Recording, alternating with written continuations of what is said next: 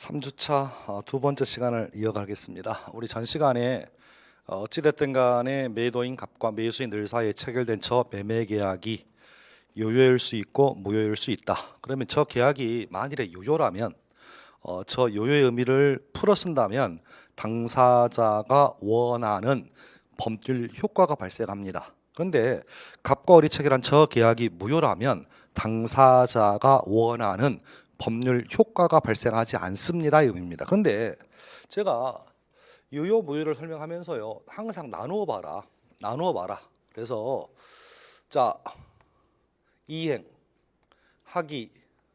전의 모습인지 이행한 다음의 모습인지를 나누어서 요걸 유효 무효를 판단해 봐야 한다.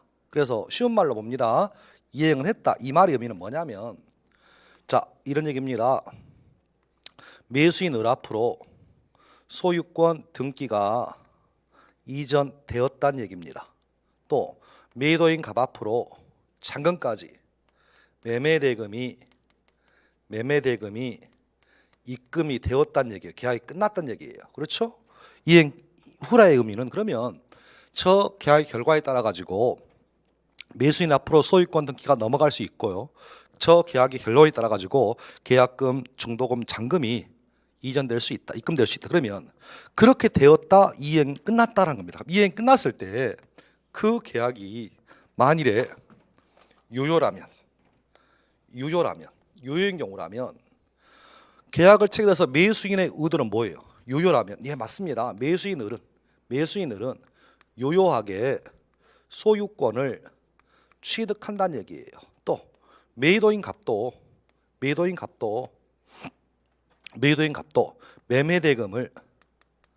매매대금을 내 것으로 취득한다의 의미가 이것이 당사자가 그렇게 원했던 효과잖아요. 의욕했던 거잖아.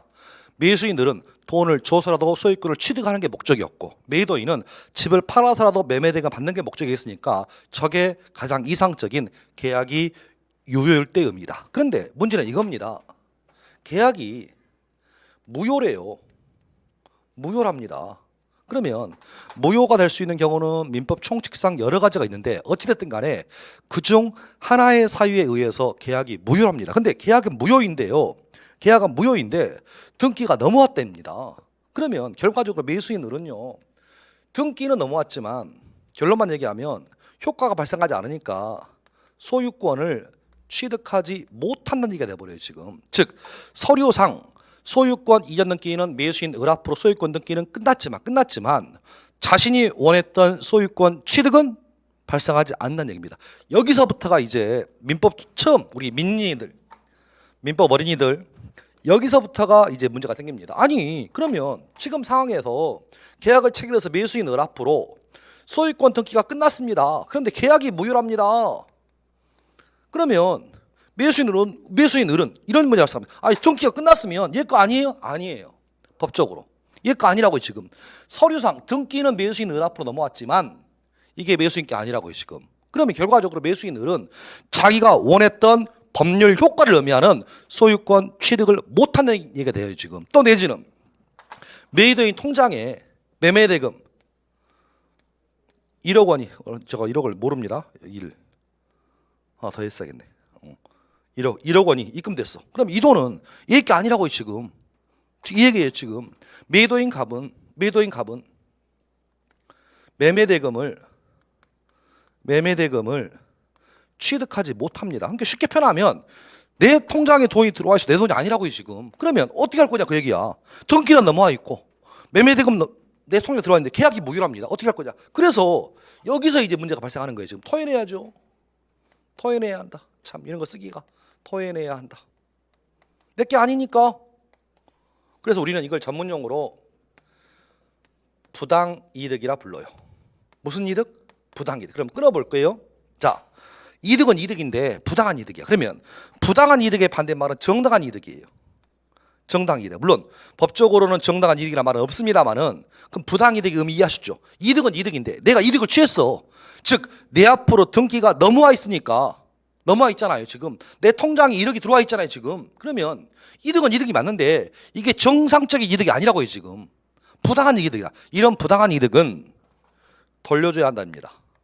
이걸 부당이득 반환 의무 내지는 부당이득 반환 청구라 불러요. 그럼 이 말의 의미는 뭐냐면 매수인 앞으로 등기가 넘어와 있다. 그러면 이 이득은 내가 취할 법적인 이득 아니기 때문에 나는 등기를 넘겨주어야 될 의무가 있다고. 역으로 매도인은 등기가 잘못 넘어왔으니까 내 집 돌려주세요라고 부당이득 반환 청구할 수 있다. 그럼 따라서 부당이득 반환 의무나 부당이득 반환 청구는 같은 말이에요. 지금 표현의 방식, 그러니까 누가 하나에 따라서 의무자가 하면 의무고요, 청구자가 하면 권리자가 하면 청구예요. 지금 그런 맥락에서 이것을 부당이득 반환 의무 내지는 부당이득 반환 청구라고 본다. 역으로 역설적으로 매도인도 자기 통장에 이득이 꽂혀 있잖아요. 지금 그럼 이 돈은 내 돈이 아니니까 돌려줘야 한다. 그래서 이것을 뭐라고 한다? 부당이득 반환 의무. 그럼 매수인도 내가 네 통장에 꽂아둔 1억은 네 돈 아니잖아, 돌려달라 라는 것을 뭐라고 한다? 부당이득 반환 청구라고 부른다고. 그럼 따라서 부당이득 반환 의무, 부당이득 반환 청구는 주체에 따라서 의무자가 하면 의무가 될 것이고 권리자가 하면 청구가 되는 거예요. 지금 그런 맥락에서 요 부당이득이 무효의 결론이에요. 지금 요 경우고, 두 번째 경우는 자 이행 전의 모습, 이행 전의 모습. 자 가볼게요. 이행 전의 모습 뭐냐면 이 얘기예요. 지금 자 저 날짜에 의하면 자 계약금 썼죠, 계약했죠. 그리고 중도금 주기로 했잖아, 중도금. 또 잔금을 주기로 했잖아요. 근데 문제는 저 계약이 유효랍니다. 유효라면 이행해야죠. 그래서 법적으로 이행해 주세요, 이행을 청구할 수 있어요. 다른 말로 표현할게요. 이행을 청구한다는 얘기는 계약이 유효입니다. 따라서 당신은 저에게 계약금 말고 중도금도 주세요, 중도금의 이행을 청구할 수 있어요. 또 내지는 잔대금 주세요라고 잔대금의 이행을 청구할 수 있어요. 또 내지는 계약금, 중도금, 잔금을 지급했기 때문에 소유권 넘겨달라라고 소유권 이전을 청구할 수 있습니다. 어찌됐든 간에 이것을 이행을 청구할 수 있다라고 하는 거예요. 이행을 청구할 수 있다. 이게 요요의 의미예요. 근데 저 계약이 무효가 돼버립니다. 그러니까 무효가 돼버리면 효력이 발생하지 않으니까 그때는 해주세요 라고 이행을 청구할 수 없다입니다. 이게 무효의 뜻이에요. 그럼 따라서 그 계약이 유효라면 항상 모습을 나눠본다. 유효일 때와 무효일 때를 나눠보자. 이해하셨나요? 지금 따라서 계약이 유효라면, 이행 전이라면, 이행하지 않았다면 이행해 주세요, 이행해 주지 아니하면 쳐들어갑니다. 그러면 자 보세요. 이행을 청구할 수 있다. 그럼에도 불구하고 만일에 채무자가 이행하지 않아요. 이행하지 않는 순간 곧바로 약속을 지키지 않는 채무를 이행하지 아니하였으므로 채무 불이행이에요. 즉 중도금, 잔금을 지급할 의무가 있다, 소유권 이전할 의무가 있다. 이런 의무를 이행하지 않았다. 채무를 이행하지 않았다. 한자로 채무 불이행이다. 채무 불이행의 문제가 발생하면 채무 불이행을 이유로 해서 우리는 손해배상을 법적으로 청구할 수 있습니다. 이게 요요의 결론이에요. 근데 무효는 이거잖아요. 무효는 법적으로 이행을 청구할 수 없어. 중도금 주세요, 잔금 주세요, 소유권 이전을 청구할 수 없다고. 그러면 결과적으로 여기서는 채무 이행에 문제는 발생하지 않습니다. 그럼 따라서 여기서는 채무 불이행의 문제는 발생할 여지가 없어요. 그럼 따라서 우리는 생각이 있는 분이라면 채무 불이행이다, 이런 문제가 발생하면 유효구나, 미루어 짐작하셔야 돼. 손해배상을 청구할 수 있군요. 유효를 의미하는 거라고. 그럼 따라서 계약이 애시당초부터 무효가 돼버리면 해야 될 의무가 없어. 중도금 줄 의무가 없다고요, 잔금 줄 의무가 없다고요. 따라서 채무불이행의 문제는 발생하지 않는다. 따라서 여기서는 채무불이행을 이유로 해서 손해배상을 청구할 수 없습니다. 이게 원칙이에요. 그래서 이 관계가 민법적으로 대단히 중요하다. 중요하다. 다만 우리는 수험생이니까 그 계약이 유효합니다. 시험에 나올 일 없어요. 그럼 결과적으로 우리는 계약이 무효인 경우라면 어떻게 할 것이냐. 결론만 무효인 경우를 나눠보자. 그래서 계약이 무효다. 그러면 이런 경우에 요에 적어놓은 거예요. 이행 전에 무효와 이행 끝났을 때의 무효를 이행 후를 따져보자고. 따라서 이행하기 전이라면 이행해 주세요. 이행 청구할 수 없다고요. 설사 이행을 청구하더라도 이행을 할 의무가 없다고요. 그런데 이행이 끝났습니다. 끝나고 보니까 무효래. 그럼 이행 후의 문제라고 하면 이때는 돌려줘야죠. 내가 취한 이득은 무슨 이득이냐? 부당이득이니까. 그래서 부당이득에 대해서 반환할 의무가 생긴다. 원칙이라고요. 지금 원칙이라고. 이해하셨나요? 자, 그래서 여관계를 정리합니다. 그래서 물론 적지는 않았지만 적어볼까요? 계약이 유효다. 이것도 따져보자. 이행하기 전이다. 중도금 주기 전이다. 이행해 주세요 라고 이행을 청구할 수 있고, 이런 경우라면 이행해야 될 의무가 발생합니다. 그런데 이행 끝났어요. 할 게 없어. 그러면 원했던 효과를 발생합니다. 따라서 뭔가를 취득하는 효과가 발생해서 소유권 취득한다든지 매매대금을 취득한다든지 이런 문제가 발생하더라는 문제입니다. 그래서 이 맥락의 의미가 민법적으로 대단히 어렵습니다. 그러면 자, 방금 했던 얘기를 이거 제가 지우고요. 전 시간에 했던 얘기를 한번 우리 시험에 실제로 나왔던 얘기를 한번 설명을 해드릴게요. 다 보세요. 한번 제가 이게 기초 과정이긴 하지만 심화까지 아울러 있는 강의다 보니까 한번 들어보세요. 이런 얘기입니다. 우리 시험에 15회 때 나왔던 기출인데요. 한 7년에 나온 기출인데 아까 설명해 드렸습니다. 50세의 남자분이 을이라는 19세의 여자분과 해서는 안 되는 첫 계약을 맺으면서요. 아파트 한 채를 첩에게 증여해서 첩 앞으로 소유권 등기가 이전되었고요. 등기가 넘어갔고요. 그리고 남자가 여자분에게 생활비로 300만 원씩 주기로 하면서 1개월치 생활비를 지급했습니다. 2개월 생활비를 지급했습니다. 그리고 3개월부터는 밀리고 있어요. 안 주고 있어요. 4개월에도 안 주고 있어요. 5개월째 안 주고 있어요. 6개월째 안 주고 있어요. 현 6개월 통과하는 과정에서 생활비 2달만 주고 넉 달 밀리고 있다. 이렇게 사례를 주고 문제를 냈던 것이 우리 15회 기출이에요. 굉장히 출제자가 첩계약의 전문가예요. 제가 봤을 때는 이 출제자가 이렇게 디테일하게 나이까지 주고 6개월 통과하면서 2달간 생활비를 줬지만 나머지 넉 달은 생활비 안 줬다. 이렇게 디테일하게 첫 계약을 물어보는 제가 시험을 본 적이 없어요. 지금 대부분 시험은 남자와 여자가 첫 계약 체결했습니다. 사례를 푸세요 라고만 줍니다. 근데 우리 시험은 대단히 디테일합니다. 이 첫 계약을 제가 봤을 때는 전공하신 분이 아닌가 싶어요. 이유는 뭐냐면 나이가 딱 맞아요. 50세, 19세. 기가 막혀요. 나이가. 이걸 왜 제가 기가 막히냐고 하냐면 여자 나이가 40 정도 된다. 이런 첫 계약을 체결했으면 아마 아파트는 좀 아깝지 않을까 싶어요. 남자 입장에서. 전세 정도나 얻어주면 될까? 이 정도. 여자 나이가 30이면 30 정도가 되면 글쎄요. 아파트는 그렇다 하더라도 생활비는 좀 아까울 것 같은데. 그래서 정확하게 제가 봤을 때는 19세를 좀 이 정도면 제가 죄송해요. 저를 나쁜 놈 욕하지 마셔봐. 제가 50이고 여자 19이면 뭔들 안 아깝겠어요. 뭐 생활비 300이 아깝겠어? 어쨌든 간에 그래서 제가 감탄을 했고, 두 번째는 더 놀라운 게 뭐냐면 6개월 통과하면서요 2달 생활비를 줬죠. 넉 달 안 주고 있을까? 왜 안 주고 있을까? 남자가 1번 돈이 없다, 2번 사랑에 식었다. 첩도 사랑 아닌가요? 어쨌든 간에. 자, 어쨌든 간에. 자, 그러면 자, 갑니다.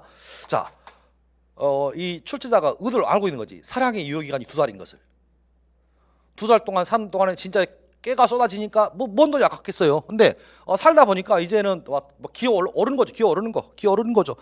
살다 보니까 나이 19이나 39이나 갈구는 거 마찬가지고. 그래서 이제 싫어진 거지. 그래서 안 주고 있는 거야 지금. 그래서 문제를 봤을 때 진짜가 처음에는 몰랐는데 이게 시간이 가면 갈수록 출제자가 문제를 이건 보통 첫 계약을 전문가 아니면 뭐 만들어. 실제로 이건 겪어본 사람 만들 수 있는 문제 같아 지금. 그렇지 않으면 디테일하게 안 주는데 하여간 시험일이 좋습니다. 그러면서 뭘 물어보냐면 첫 번째 1번 질문 처분 오빠에게 밀린 생활비 주세요 라고 생활비를 달라고 청구할 수 있느냐를 물어봤어요. 여기 1번이었어. 자, 청구할 수 있다 없다. 그러면 자 보세요. 결론. 첫 계약은 어찌됐든 간에 요거 무효다. 무효니까 따져봐라. 이쪽으로 볼까요? 이쪽. 따져보자. 이행 전인가 후인가? 생활비를 주는 것은 줬어 안 줬어? 안 줬잖아. 이행 전이니까 생활비 주세요라고 청구할 수 없다고요. 그래서 결론 청구할 수 없다. 여기 결론이었어 지금. 두 번째. 그러면 남자는 첩에게 아파트 주가 아깝잖아요. 아깝지. 2달 살고 아파트 한 채를 줘 지금. 얼마짜리인지 모르겠지만. 아파트 내가 준 아파트 줘. 내가 준 아파트 돌려달라고. 소유권 돌려달라고 반환을 청구할 수 있느냐. 그럼 여자 입장에서는 그 계약이 무효라면서 그럼 이 등기가 무효니까 우리가 원래대로 배우면 부당한 이득이니까 돌려줘야 되는 게 맞죠. 근데 이게 법이 좀 애매한 게 뭐냐면 원칙은 저런데 이행 후에도 부당이득 반환과 있는 게 원칙인데 여기에는 몇 가지 예외가 들어옵니다. 예외가 들어와. 그 예외 조항이 우리가 차후에 배워야 될 불법 원인급여예요. 그러면 불법 원인급여가 돼버리면 자 보세요. 말 자체가 원인은 원인인데 불법이래. 그러니까 뭔가 나쁜 짓을 하려고 준 거래 지금. 그래서 법은 이런 얘기입니다. 자 원칙은 계약이 무효라면 돌려받는 게 맞다. 한번 보셔봐. 자 보셔봐. 이 얘기잖아요 지금. 자 계약금을 1,000만 원 줬잖아요. 줬지. 근데 계약이 무효래. 돌려받아야죠. 계약금 1,000만 원 줬어. 중도금 4,000만 원 줬어. 근데 계약이 무효래. 아니 계약금 1,000만 원 주고 중도금 줬는데 계약이 빠그러졌다는 거야. 그러면 계약이 주식편하면 빠그러졌으면 자기가 그동안 받았던 계약금 중도금 돌려줘야죠. 이게 부당이득이라고 지금. 제 말 이해했어요 지금? 그런데 문제는 처음부터 나쁜 짓을 하려고 불법의 원인으로 준 게 있으면 돌려받아버리면 이것도 문제가 있는 거 아니야. 자 보시죠. 예를 들어서 요즘 너무 진짜 참 이런 이게 가치관이 이게 모든 세상의 가치관이 성, 돈 이렇게 쏠리는 것 같아. 제가 봤을 때 세상의 모든 가치관이 돈 아니면 성이야. 돈 만능주의 저도 거기에 속해가지고 돈 만능주의를 추구하고 있는 약간 이기적이고 추악한 인간이긴 합니다만은 그래도 너무 돈 쪽으로 많이 가는 것 같아. 예를 들어서 남자가 갖춰야 될 게 이게 저 같은 인격, 폭넓은 마음 이런 거 아니잖아요. 그렇죠? 21세기를 살아간 남자가 갖춰야 될 게 덕목이 저같이 남을 포용하는 이해력, 그다음에 이 넓은 인격 이런 거 아니잖아요. 돈이잖아 돈. 돈만 있으면 다 돼. 돈이면 그 사람 인격 아주 훌륭하죠. 그래서 자 결론. 제가 그 청부 살인업자 기타 등등 청부 살인업자인데 그렇고 좀 제 친구 중에 어깨 좀 쓰는 한때 예를 들어서 좀 건달 생활 좀 했고 또 지금 돈이 궁한 친구한테 가가지고 야 내가 좀 죽이고 싶은 사람이 있는데 네가 좀 죽여주면 내가 너한테 한 어떻게 돈은 없지만 3,000만 원 줘볼게. 그러면 친구가 3,000만 원 벌기 위해서 누구를 죽여. 이런 식으로. 그러니까 뭔가를 하긴 하는데 그 동기가 나쁜 거지. 동기가. 이게 불법 원인급여라고. 그러니까 뭔가 죽인 급여를 줬는데 나쁜 목적으로 준 게 있다고요 지금. 그럼 이것을 돌려받는 길을 타나버리면 이걸 돌려받는 길을 타나버리면 이런 것이 만연할 거 아니냐. 그래서 나쁜 짓을 하기 위해서 뭔가 주겠으면 그 못 돌려받게 해야 안 할 거다. 라는 맥락에 나온 법조항이 746조의 불법 원인 조항이에요. 그런데 자 결론. 원칙적으로 무효라면 이행 후라면 부당이득 반환 의무가 있고 부당이득 청구할 수 있는 게 원칙이지만 불법 원인급여가 되는 순간 이때는 반환 의무가 없어져요 지금. 여기에 746조 우리가 저 본수업 들어가면 설명을 합니다. 이게 부작용이에요. 실은 부작용이야. 부작용이에요. 그러니까 다시 천천히 정리할게요.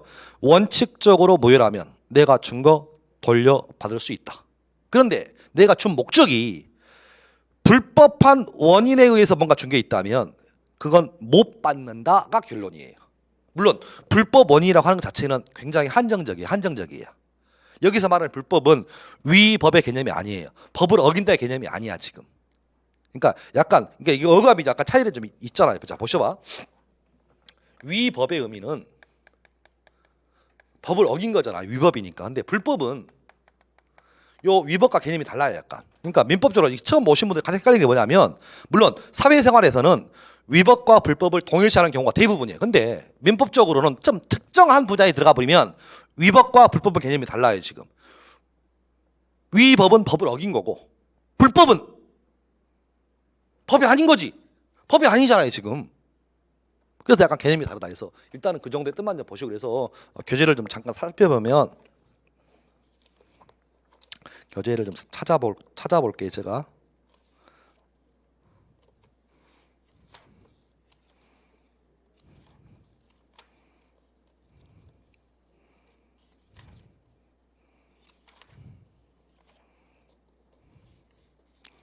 그 248페이지 기초서 248페이지 보면 이제 그 박스 보충학습에 그 부당이득 이제 그 관련 부분에 이제 차후에 올해도 나왔습니다. 굉장히 좀 어려운 부분을 할 거예요. 근데 그 중에 하나가 746조 불법 원인 급여가 있다. 그러면 따라서 원칙적으로 남자는 여자한테 준 게 있으면 소유권 반환 청구할 수 있는 게 원칙인데 요 조항에 지금 설명했던 불법 원인이 들어오기 때문에 이때는 반환 청구할 수 없다가 케이스 문제였어요. 그리고 세 번째 물어보는 게 뭐였냐면 물론 오지 선당이 합니다. 나머지는 쓸데없는 거고 중요한 게 뭐였냐면 첩계약을 취소할 수 있느냐를 물어봤어요. 그래서 결론 자 보셔봐. 첩계약은 무효사입니다. 무효사유야. 요게 취소할 수 있고 없는 그런 문제가 아니거든요. 이건 다음 시간에 할 테니까 일단은 첩계약은 처음부터 무효구나라고 정리하시라고 지금. 그래서 결론. 자 우리 그 사진이 있으신 분들은 적지 마시고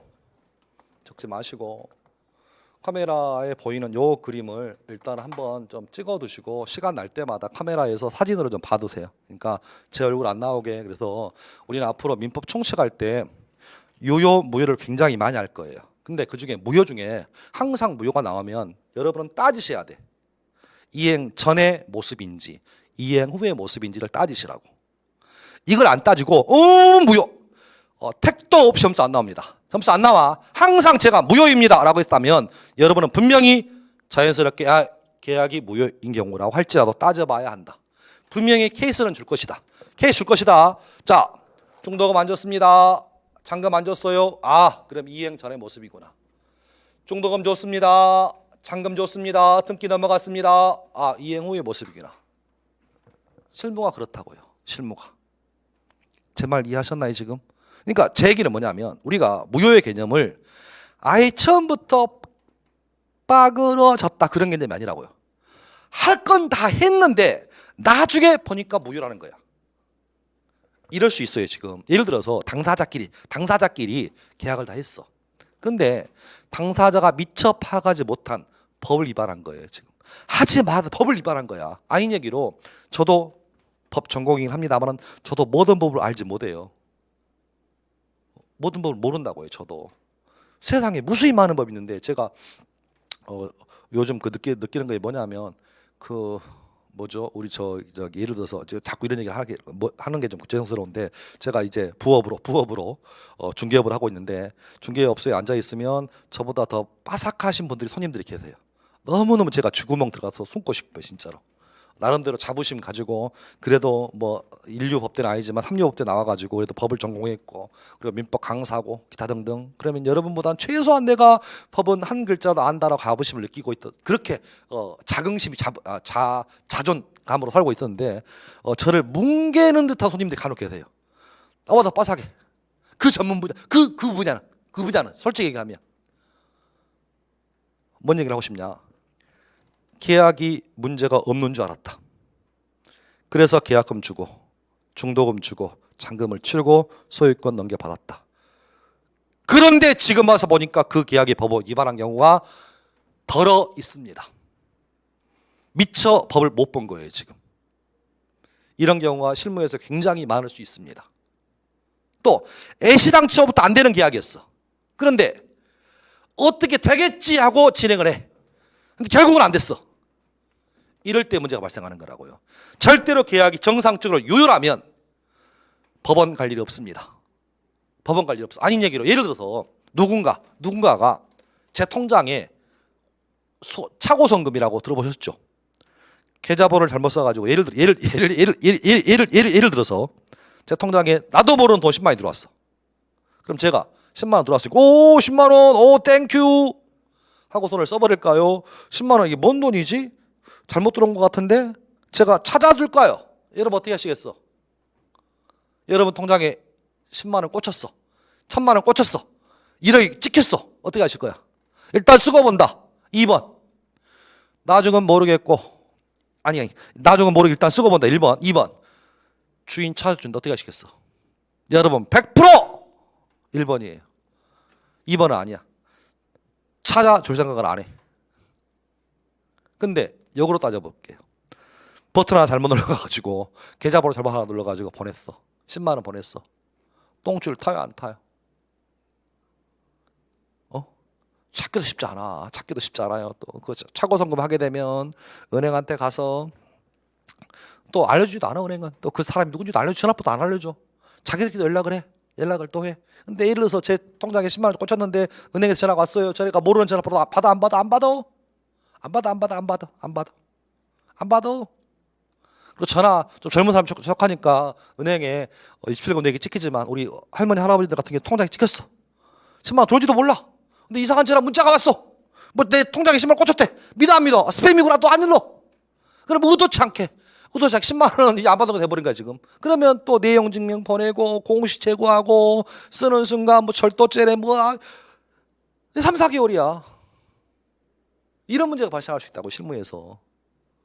제 말 이해하셨죠?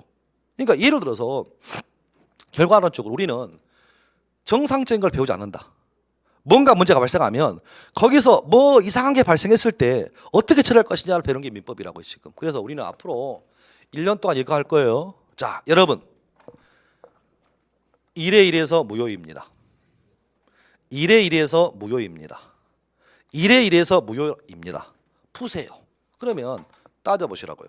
이행 전이라면 이행을 청구할 수 없다. 또 이행을 청구한다고 한들 청구받은 사람 입장에서는 이행할 의무가 없다. 두 번째, 이행이 끝났다라고 하면 내게 아니기 때문에 내가 취하고 있는 이득은 정당한 이득이 아니라 부당 이득이므로 부당한 이득은 돌려주어야 한다. 다만 그 급여하는 과정에서 불법적인 요소가 끼어들었다면 내가 준 것이라 할지라도 돌려받지 못한다. 불법 원인 급여가 된다.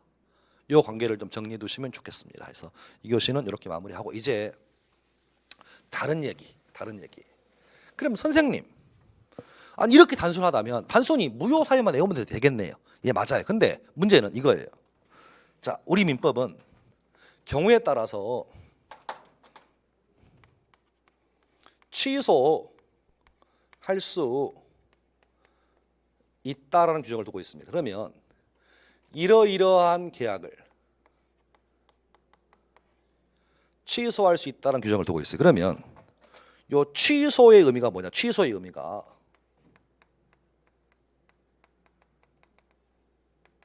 한자로 이렇게 쓰는데 취소의 의미가 뭐냐? 그러면 취소의 의미는 이런 얘기입니다. 자 보세요. 1번. 일단은 유효하게 성립한 법률 행위, 다른 말로 쉽게 표현하면 계약이 있다. 따라서 첫 번째 하고 싶은 얘기, 그 계약이 일단은 유효해야 한다. 이게 취소의 첫 번째 개념이라고요. 자, 질문. 선생님, 첫 계약은 무효라면서요. 그러면 무효는 개념이 처음부터 무효입니다. 개념이 이런 개념이에요. 개념이 이런 개념이에요. 근데 취소의 개념은 일단은 유효해야 한다. 출발점이 틀려. 출발점이. 무효는 첫 걸음부터 무효야. 취소는 첫 걸음은 유효야. 자, 일단은 유효해라. 그러다가 두 번째. 취소할 수 있는 사람. 취소권자가 나 그거 취소하겠습니다 라는 의사를 표시하면, 나 그거 물을게요 라고 반드시 의사를 표시해야 돼. 의사를 표시하면, 세 번째는 처음으로 돌아가서 무효화되는 민법상의 이 권리를 우리는 취소란 말을 쓰는 거예요. 굉장히 강력한 무기입니다. 계약을 할 때는 문제가 없었다. 일단 유효하다. 그러다가 취소라는 뭘 표시해야만, 의사를 표시하면 언제로? 처음으로 돌아간다. 그래서 한자입니다. 처음으로 돌아간다. 이것을 민법적으로 소급한다라고 해요. 소급. 우리가 학교 다니실 때 처음으로 되돌아갑니다 라는 것을 한자로 소급이라 해요. 그럼 무슨 얘기냐? 자, 보세요. 이런 얘기예요. 자, 계약을 9월 1일 날 체결합니다. 이때 계약은 문제 없었어요. 유효하게 성립했다. 그런데 진행되고 있습니다. 근데 한참 뒤에 요 순간 나 계약 취소할래요 라고 취소에 뭘 표시하면, 의사를 표시해버리면 취소한 때가 아니라 거슬러 올라갑니다. 언제로? 시초로 소급을 해서 애시당초부터 무효가 되는 법리가 있다. 이걸 민법에서 뭐라고 부른다? 취소라고 합니다. 이게 취소의 개념이야. 취소의 개념. 잘 이해, 어렵습니다. 지금 취소의 개념은 처음에는 출발점에서는 문제가 없다가 후에 취소하겠다라 의사를 표시하면 이제 소급해서 무효로 가버립니다. 이해하셨네? 자, 부연 설명 CF 참고. 우리가 지난주에요, 권리를 배우실 때요, 권리가 수만 가지 있다. 그래서 권리를 내용에 따라서 분류해 보니까 인격권, 재산권, 신분권, 사원권으로 분류할 수 있다. 인재신사. 이에 비해서 권리를 어떤 효력이 있느냐, 어떤 효력을 발생에 따라 가지고 지배권, 청구권, 형성권, 항변권 이렇게 구분했죠. 그 중에 권리 중에 하나의 권리를 형성권이다라고 했습니다. 형성권. 그래서 형성권을 제가 뭐라고 표현했냐면, 일방적 의사표시에 의해서 법률 관계가 형성이 됩니다 라고 했어요. 그러면 제가 우리 지난주 해보면 형성권 중에 원칙은요, 법률 관계가 형성되는 과정에서 매개체가 뭐냐? 매개체가 일방적 의사표시만 가지고도 법적인 관계가 바뀌어버리면 형성권이다. 그런데 극히 예외적으로 법률 관계가 형성되는 과정에서 의사표시 말고 법원의 판결에 의해서만 바뀌는 게 있더라.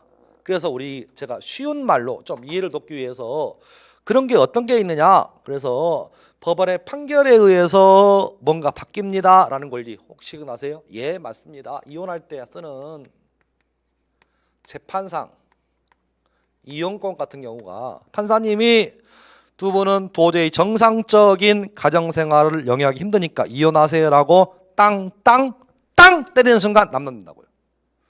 부부였던 관계가 우리 법원의 판사님의 판결에 의해서 남남되는 효과가 발생한다 라고 했던 것 같아. 근데 이제 본론 가서 일반적인 형성권은요, 뭔만 가지고 의사표시만 가지고 형성된다. 이 말이 뭐냐? 요 얘기예요. 지금 보셔봐. 자, 이게 뭡니다. 출발점은 유효이다. 그런데 무효로 바뀌었네. 관계가 무효로 바뀌었잖아 지금. 그런데 그 과정에서 필요한 매개체가 뭐냐? 의사표시만 가지고도 나 그거 모릅니다. 취소합니다. 라는 일방적 의사표시 물어보지 않아요. 나 너한테 맺은 계약 취소할까 물어보지 않아요. 나 너하고 맺은 계약 취소하겠다. 상대방이 취소하면 안 돼 할 필요 없어. 나 취소합니다 라는 순간 끝나버려. 형성권이니까 상대방은 대응은 필요 없다고요. 청구는 여러 번 청구한다. 상대방이 응해야 한다. 형성은 상대방이 응하든 응하지 않든 일방적 의사표시만 가지고도 법적인 관계가 유효이었던 것이 무효로 바뀌어버리네. 그래서 오늘 배우는 취소라는 이 권리가 전형적인 형성권이에요. 물어보지 않습니다. 뭐 할 때는 취소할 때는 물어보지 않아요. 그냥 취소합니다 라고 통보만 하면 돼. 통보만. 그래서 취소라는 일방적 한번 보셔봐. 이런 얘기잖아요. 칠판 보셔봐. 이 얘기야. 매도인과 매수인들이 계약을 했습니다. 그런데 예를 들어서 사유에 의해서 매도인이 매수인에게 이 계약을 취소합니다 라고 의사를 표시해버리면 매수인 의사 필요 없어요. 따라서 계약했죠? 중도금 줬어요. 근데 요 사유에 의해서 계약을 취소해버리면, 그러면 취소가 돼버리면 계약은 유효로 오다가 취소가 돼버리면 매수인은 상관없어. 무조건 빠꾸. 소금 무효라고요. 그럼 소금 무효가 돼버리니까 이 법리가 또 와. 지금 여기서 다시 천천히. 계약이 유효로 오다. 계약금 치렀습니다. 중도금 줬어. 근데 계약을 뭐 해버려? 취소. 그럼 빠꾸. 소금 무효. 그럼 처음부터 무효인 거지. 어렵습니다. 자, 질문. 자, 보세요. 그러면 처음부터 무효인 경우와 취소의 공통점은 뭐예요? 예, 결론이 무효라는 거. 다시 천천히. 선생님, 처음부터 무효와 취소의 공통은 뭐예요? 예, 결론이 무효라는 거. 차이점 뭐예요? 예, 차이점. 무효는 처음부터 무효야. 애시당초 유효가 달려야지. 처음부터 무효, 처음부터. 근데 취소는 일단 유효, 출발은 유효. 그럼 일단은 유효면 이단은 뭐야? 이단은 무효라고 지금. 그러니까 결론은 무효라면 그럼 결과적으로 취소도 이 문제가 발생해요 지금. 따져봐야지. 왜? 취소해버리면 결론이 무효니까. 그럼 또 법리가 또 와야지. 이 법리가. 이행전. 자, 보셔봐. 계약금 줬습니다. 중도금 줬어. 근데 계약이 취소되었어. 그러면 계약금과 중도금 준 거지. 이행이잖아. 돌려받아야죠. 근데 잔금은 이행 전이잖아. 이행 청구할 수 없지. 제 말 이해했어 지금? 다시 칠판. 자, 이 얘기예요. 천천히. 저만 흥분해가지고 이게 동상 강의 장점이 뭐냐면 단점이 여러분 얼굴을 이렇게 안 보니까 반응을 못 봐서 단점이고, 이게 좀 또 단점이 또 뭐냐면 혼자 이렇게 강의하다 보고 생쇼하다 보니까 어쩔 땐 요즘은 피를 받지 않아요. 그렇죠. 피를 받지 않는데 삶이 너무 팍팍해서 피를 받지 않는데 어쨌든 피를 받은 날은 여러분 상관없이 혼자 떠들다 보니까. 자, 보셔봐. 자, 계약금 치렀습니다. 중도금 줬어요. 잔금 치렀어요. 듣기 넘어갔어요. 계약 끝났지. 그런데 한참 뒤에 여기서 취소를 해버려. 그런 경우도 있어. 그러면 빠꾸 처음부터 무효라고. 그럼 다시 무효로 와야 돼. 이 형의 모습이 되는 거야 지금. 그럼 따라서 매매대금 불러줘야 합니다. 소유권 넘겨줘야 돼. 야, 그래서 이 무효의 개념이 그래서 중요해. 민법 총칙에서는. 다시 이게 민법적으로 어려운 게, 민법은 절대로 정상적을 안 내요. 뭔가 이상한 것만 갖다 끼. 그러니까 이게 어찌 보면 우리가 예를 들어서 매매계약을 체결하면 10건 중에 9건은 문제가 없는 거예요. 그럼 그런 경우라면 법 없이도 그냥 돼. 근데 꼭 한두 건이 문제가 발생해. 그럴 때를 대비해서 이제 법적 분쟁 해결 법이 있는 거잖아요 지금. 그래서 그 맥락에서 어찌 보면 시중에 태반은 유효니까 법이 관여할 필요가 없다. 그런데 경우에 따라서 무효가 됐을 때부터 그냥 그 얘기야 지금. 그래서 처음부터 무효인 경우와 일단은 유효하지만 취소가 되어서 무효인 경우를 나누어 보자. 그래서 오늘 이번 시간에 그럼 선생님, 그럼 네 말에 의하면 계약금 주고 중도금 주고 잔금 치렀는데 나중에 취소가 돼버리면 이거 어떻게 됩니까? 매수인은 어떻게 됩니까? 그래서 우리 민법은 딱 이런 경우에만 그 계약이 이런 경우에만 취소할 수 있다고 명시하고 있어요. 그래서 그 중에 하나가 뭐냐면 제한 능력자예요. 능력이 제한된 미성년자 같은 경우. 그러니까 쉽게 표현하면 갑이 18세라는 거지. 을이 18세라는 거예요. 또 두 번째, 착오에 의해서 착각에 산 계약이야. 자, 세 번째는 사기나 강박을 당해서 한 계약이에요. 그래서 요 세 가지 경우에만 취소할 수 있어요. 다시 어렵습니다. 제한 능력자, 착오 상태에서 한 계약, 그다음에 사기 당하거나 협박을 당해서 한 계약만 취소할 수 있어. 나머지는 절대 취소 불가야. 그래서 공부하는 방법을 딱 정해야 돼. 그래서 우리는 앞으로 요 세 가지를 뭐라 부를 거냐면 들어보셔봐. 세 가지를 취소할 수 있는 계약이라 부를 거예요. 다른 말로 취소할 수 있는 법률에 부를 거야. 그러면 앞으로 제가 여러분 모든 법률 행위를 모든 계약을 취소하는 거 아니에요. 1번 계약을 할 당시에 제한 능력자이더라. 즉 미성년자라면 훗날 취소할 수 있어요. 두 번째, 계약할 때 착각에 빠져가지고 계약을 하면 취소할 수 있어요. 세 번째, 사기나 강박을 당해서 계약을 체결하면 취소할 수 있어요. 나머지 취소가 안 돼. 이게 센 기초이면서 상식적인 얘기. 한번 보셔봐. 제가 지웠는데 첫 계약. 우리 시험 15회 기출 문제. 50세 남자와 19세 여자가 첫 계약을 체결했다. 취소할 수 있느냐 물어봤어. 첫 계약은 처음부터 무효이지 취소의 문제가 아니라고요. 왜 그러냐면 취소는 전제가 유효해야 돼. 근데 첫 계약은 처음부터 무효야. 전제가 틀리다고. 전제가. 제 말 어렵습니다. 어려워요. 그러니까 전제가 틀리는 것을 갖다 맞추지 마시라고. 제 말 이해하셨나요 지금? 어렵습니다. 지금 어려워요. 어려워. 이게 뭐 법이라고 하는 것이 논법이잖아요. 그렇죠? 1이 있고 2가 있고 3이 있어. 근데 1도 없는데 2를 나갈 수 없잖아. 그러면 따라서 계약이 유효해야만 취소의 단어가 써야진다. 처음부터 계약이 무효라면 취소할 수 있다 없다의 문제는 아니라고요. 지금 이게 민법의 함정이고 가장 어려운 점이에요. 그러니까 다시 우리는 민법 시간에 모든 것을 취소할 수 있는 거 아니에요. 딱 세 가지만. 자, 암기. 제한 능력자, 착오, 사기 강박. 그래서 교재 확인할게요. 교재 확인합니다. 교재는 좀 확인해 보면 좀 설명하고 넘어가죠.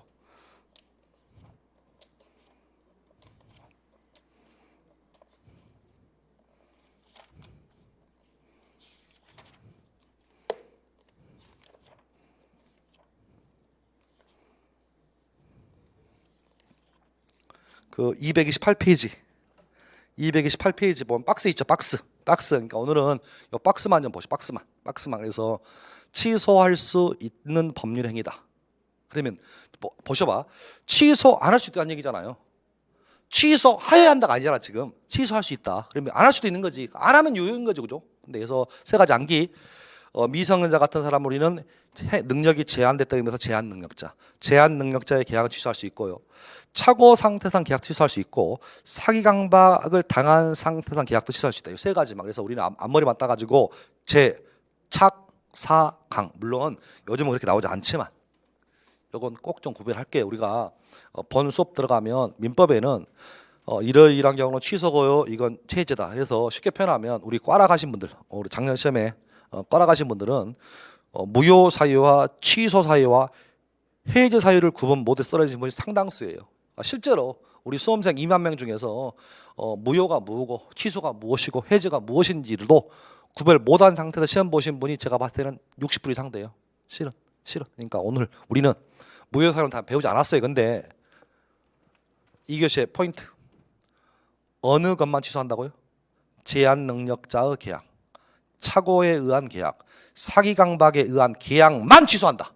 나머지는 취소란 말 쓰지 말라. 부탁이. 다시 모든 계약을 취소한다는 얘기 안 돼. 계약할 당시에 제가 제한 능력자이거나 계약할 당시에 제가 착오 상태이거나 계약할 당시에 사기 강박을 당했다면 그것을 이유로만 취소해라. 기분 나쁘다고 취소한다, 약속을 안 지킨다, 취소, 그런 말 쓰면 안 돼. 우리가 나중에 중도금 안 줍니다, 잔금 안 줍니다, 그걸 이유로 할 때는 해제야.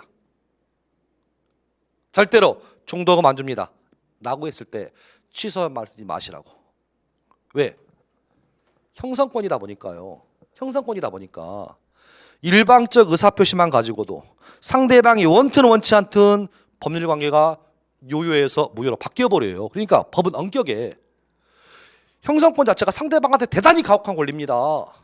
상대방 의사와 무관하게 바뀌어버려. 그러니까 대단히 가혹한 만큼 요건은 철저하게 지켜야 합니다. 그래서 제한 능력자, 착오 상태, 사기 강박에 의한 계약만 취소할 수 있다. 이렇게 제가 침 튀기면서 뻘뻘 땀 흘리면서 강의해도 시간이 가면 이야 뭐야 되니까 꼭 이번 시간을 통해 가지고 우리가 뭔 내용인지는 몰라도 취소란 단어는 제한 능력자, 착오, 사기 강박 이외에는 다 틀린 지문이야. 그래서 그렇게 정리하시면 되겠습니다. 이 교시는 여기까지 하고 좀 쉬었다가 다른 문제 가지고 하나 더 하겠습니다. 쉬었다 오겠습니다.